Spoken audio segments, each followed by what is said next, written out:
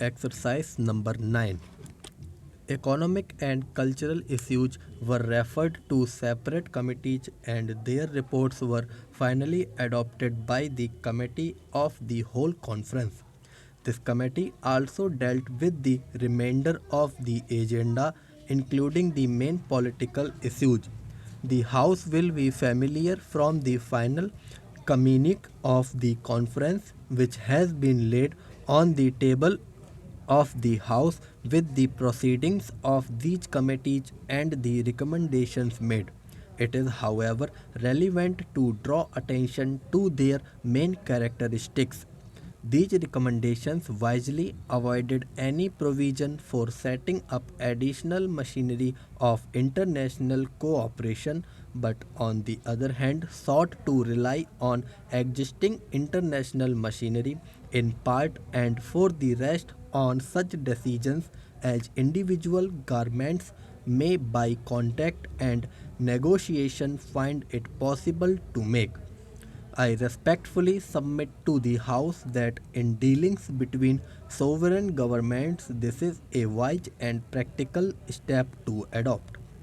It is important further to note that all delegations without exception realized the importance of both economic and cultural relations.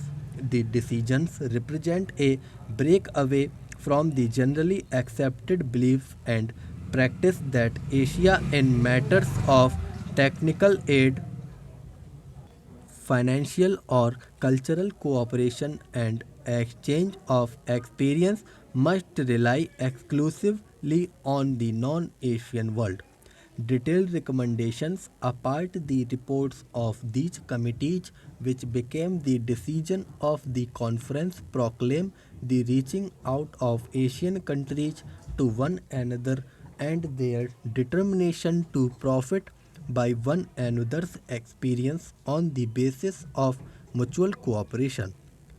In the economic field, the subjects dealt with include technical assistance, early establishment of a special United Nations Fund for Economic Development, appointment of liaison officers by participating countries, stabilization of commodity trade and prices through bilateral and multilateral arrangements, increased processing of raw materials, study of shipping and transport problems, establishment of national and regional banks and insurance companies, development of atomic energy for peaceful purposes, and exchange of information and ideas on matters of mutual interest.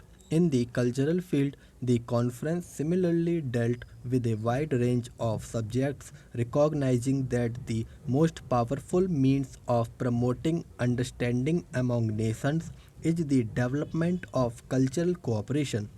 The links that bound the Asian and African countries together in earlier ages had been surrendered their more recent history of foreign conquest and annexation.